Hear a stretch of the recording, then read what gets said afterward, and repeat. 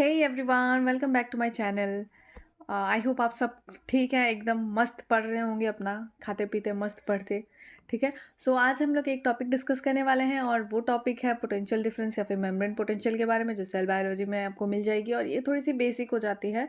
और मैं दो चीज़ों का डेफिनेशन आपको बताऊंगी कि what is non excitable cells and what is excitable cells. ठीक है। तो उसको एक्सप्लेन करने से पहले मैं आपको एक थोड़ी सी इन्फॉर्मेशन दे दूँ मेम्ब्रेन पोटेंशियल के बारे में कि मेम्ब्रेन पोटेंशियल होता क्या है। ठीक है। तो मेम्ब्रेन पोटेंशियल क्या होता है? सपोज एक सेल है। सेल के अंदर क्या होती है? ये सेल है और इसके अंदर क्या होती है? ये साइटोसोल होती है। और बाहर क्या होती है? एक्सटीरियर ऑफ द सेल होती है। ठीक है। तो फिर जब ये साइटोसोलिक एरिया होती है ना, तो या तो बाहर पॉजिटिव चार्ज होगी, अंदर नेगेटिव चार्ज होगी, या फिर अंदर नेगेटिव बाहर पॉजिटिव होती है ना। दोनों का एनवायरनमेंट में सेपरेशन इसी वजह से होती है। यही जो डिफरेंस होती है ना, उसे ही हम क्या कहते हैं? पोटेंशियल डिफरेंस कहते हैं या फिर मेम्ब्रेन पोटेंशियल कहते हैं। लेकिन हम जब मोस्ट ऑफ द केसेस जब हम पोटेंशियल डिफरेंस या फिर मेम्ब्रेन पोटेंशियल को जब हम स्टडी करते हैं ना, तो हम क्या करते हैं? उसको साइटोसोलिक साइट्स को कंसिडर करते हैं। ठीक है। ये साइटोसोल है और ये एक्सटीरियर साइड है। तो हम क्या करते हैं, जब हम मेम्ब्रेन पोटेंशियल के बारे में बात करते हैं, हमें जाके सीधा साइटोसोल को ही कंसीडर करना है कि भाई ठीक है, वो सब छोड़ो, साइटोसोल में कितन क्या चार्ज है? क्या साइटोसोलिक एरिया में नेगेटिव चार्ज है? क्या साइटोसोलिक एरिया में पॉजिटिव चार्ज है पोटेंशियल डिफरेंस में?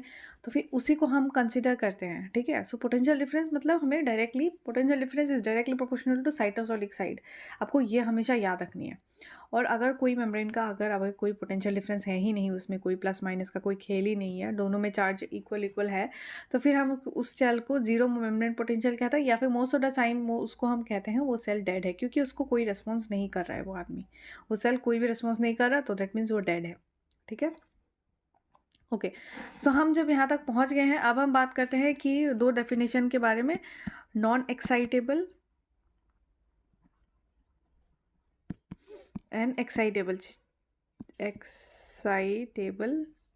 सेल के बारे में। ठीक है।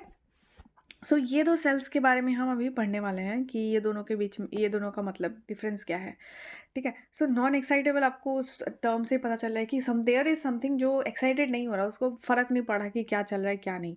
लेकिन एक्साइटेबल, उसको फ़र्क पड़ रहा है कि क्या चल रहा है क्या, मतलब फ़र्क पड़ रहा है, मतलब कि वो छोटी छोटी चीज़ों से, सपोज देखिए मेरा बर्थडे आ रहा है and I am very excited कि बहुत कुछ होने वाला है, कुछ मैं पार्टी करने वाली हूँ, मैं बहुत सारा खाना मिलने वाला है, गिफ्ट्स मिलने वाला है, सो आई एम एक्साइटेड, राइट? तो दैट मीन्स कि थोड़े कुछ चेंजेस हो रहे हैं मेरे लाइफ में, कुछ तो फ़र्क पड़ रहा है, कुछ तो चेंजेस हो रहे हैं, कुछ तो डिफरेंस आ रहे हैं, because of which I am excited. लेकिन जब नॉन एक्साइटेबल केसेस होती है ना, तो उसको कुछ फ़र्क नहीं पड़ रहा कि उसका बर्थडे है नहीं है, कुछ फ़र्क नहीं पड़ रहा, उसको गिफ्ट्स मिल रहा है नहीं मिल रहा है, वो पार्टी करेगा नहीं करेगा, उसको कोई फ़र्क नहीं पड़ रहा। दैट मीन्स वो नॉन एक्साइटेबल स्टेट में है, बिल्कुल उससे कोई फ़र्क नहीं पड़ रहा। तो ऐसे ही सिमिलर केस हो जाता है जब हम सेल के मेम्ब्रेन पोटेंशियल को स्टडी करते हैं। ठीक है। सो फर्स्ट हम नॉन एक्साइटेबल के बारे में बात करेंगे। Non excitable cell. ठीक है। ये एक्स लिख देती हूँ, ई एक्स। अभी वो वाला एक्स नहीं है जो आप समझ रहे हैं। ठीक है। ये नॉन एक्साइटेबल सेल, ये मैंने लिख दिया है।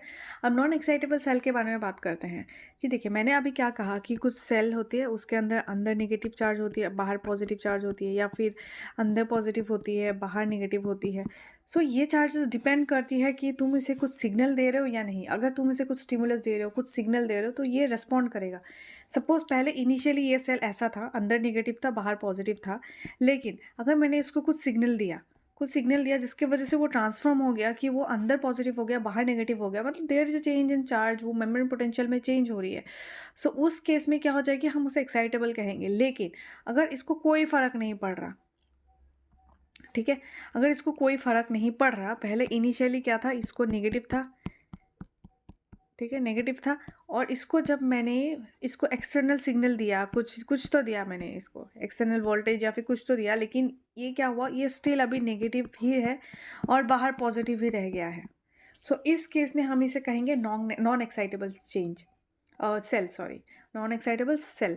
मतलब कि इसको कोई फ़र्क नहीं पड़ रहा, हम इसे कोई भी स्टिमुलस दे, कोई भी सिग्नल दे, कुछ मतलब नहीं है इसे, ये हमेशा कांस्टेंट रहती है और ये इसकी वैल्यू ऐसे ही रहेगी, जो इनिशियली थी वो फाइनल ही रहेगी।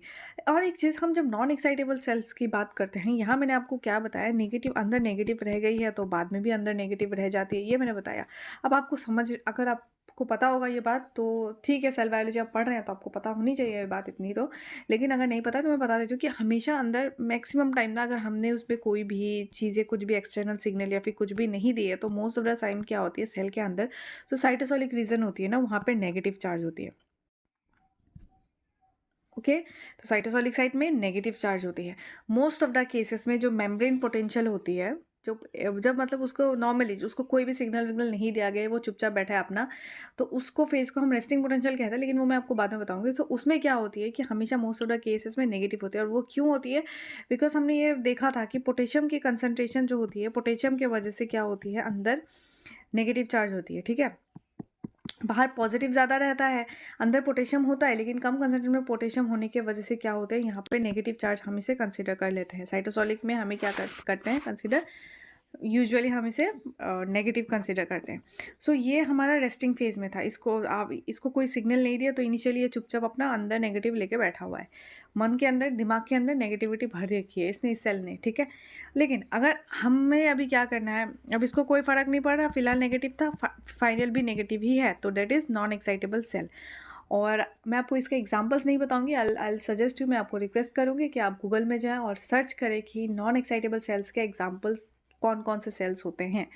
अगर आपको मिल रही है तो आप मुझे कमेंट सेक्शन में बता सकते हैं, क्योंकि एक ये काइंड ऑफ टास्क जैसा भी हो जाएगा, जिससे कि आपको क्यूरियोसिटी रहेगी कि अरे यार इसका एग्जाम्पल क्या है, जिसको कोई फ़र्क नहीं पड़ने वाला सेल कौन सा है हमारे बॉडी में, ठीक है। तो आप ये सर्च कर सकते हैं।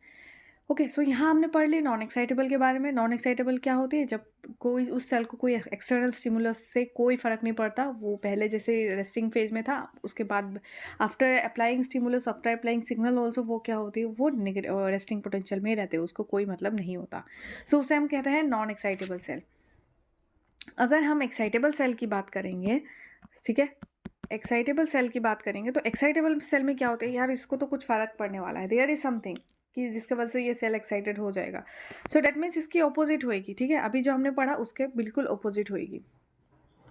इनिशियल हमने ये नेगेटिव था, बाहर पॉजिटिव था। सो अब हमने क्या किया, इसमें मैंने सिग्नल दी, स्टिमुलस दी, तो जैसे ही सिग्नल और स्टिमुलस दी तो इसका क्या हो गया, इसका मेम्ब्रेन पोटेंशियल चेंज होकर क्या हो गया, अंदर पॉजिटिव हो गया और बाहर नेगेटिव हो गया। डेट मीन्स इसको फ़र्क पड़ा, ये एक्सटर्नल स्टिमुलस की वजह से ये चेंजेस हो रहा है इसके पोटेंशियल में, that is known as excitable cell.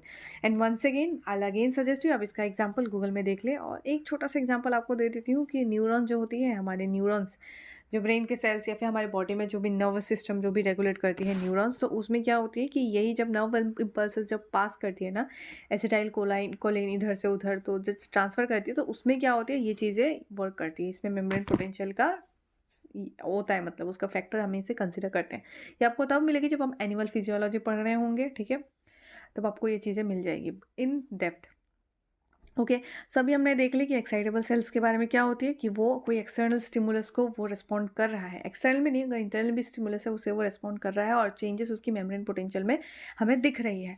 सो ऐसे करके हमने देख ली नॉन एक्साइटेबल और एक्साइटेबल सेल्स के बारे में कि दोनों के बीच में डिफरेंस क्या है। एक नॉन एक्साइटेबल जिससे कोई फ़र्क नहीं पड़ता, उसका मेम्ब्रेन पोटेंशियल उसको एक्सटर्नल स्टिमुलस से उसे कोई फ़र्क नहीं पड़ा, लेकिन एक्साइटेबल सेल्स को उसका मेम्ब्रेन और जो एक्सटर्नल स्टिमुलस है उससे फ़र्क पड़ता है, ठीक है। और कोई भी सेल्स को हम पॉजिटिव मेम्ब्रेन पोटेंशियल कब कंसीडर करेंगे, जब उसका साइटोसेलिक फेज में जब अगर उसका पॉजिटिव चार्ज है तो हम उसे क्या कहेंगे, पॉजिटिव मेम्ब्रेन पोटेंशियल कंसीडर करेंगे। अगर साइटोसोलिक से साइड में अगर नेगेटिव चार्ज है तो उसे हम नेगेटिव मेम्ब्रेन पोटेंशियल कहेंगे। और ये चीज़ें मैंने आपको थोड़ी देर पहले भी कही थी, जब हम पोटेंशियल डिफरेंस या फिर मेम्ब्रेन पोटेंशियल के बारे में बात करते हैं, हमें डायरेक्टली रिलेट करना है to cytosolic side, cytosolic side से ही हमें उसे रिलेट करना है, ठीक है। एक्सटीरियर सरफेस से हमें कोई मतलब नहीं, हमें हमेशा साइटोसोलिक साइड से रिलेट करना है। तो ऐसे करके हमने देख लिया है मेम्ब्रेन पोटेंशियल के बारे में कि क्या होता है, और उसके साथ हमने देख लिया है कि एक्साइटेबल और नॉन एक्साइटेबल सेल्स के बीच में डिफरेंस। सो आई होप आपको समझ आ गई होगी यहाँ तक। अगर नहीं आई है आप मुझे बता सकते हैं कमेंट सेक्शन में, अगर मैं आप चाहते हैं कि मैं थोड़ा और अच्छा एक्सप्लेन करूँ, अगर मेरी कुछ भी कमी आ रही है मेरे मतलब पढ़ाने के तरीके में और वट तो आप मुझे कमेंट सेक्शन में बता सकते हैं, मुझे सजेशन दे सकते हैं, I am open to it. And अगर आपने अभी तक सब्सक्राइब नहीं किया, आप सब्सक्राइब भी कर सकते हैं, बिकॉज एक बहुत ही सीक्रेट बात बताती हूँ, सब्सक्रिप्शन बिल्कुल फ्री है ठीक है। तो आप मेरे चैनल को सब्सक्राइब कर सकते हैं अगर आपने नहीं किया, और अगर आप चाहते हैं कि आपके किसी फ्रेंड को आप शेयर करना चाहते हैं तो उन्हें शेयर कर दीजिए। एंड अगर आपको मेरा ये वाला कंटेंट पसंद आया तो प्लीज़ आप लाइक भी कर सकते हैं। That's all for today. Thank you so much for watching guys. Keep studying and have a nice day.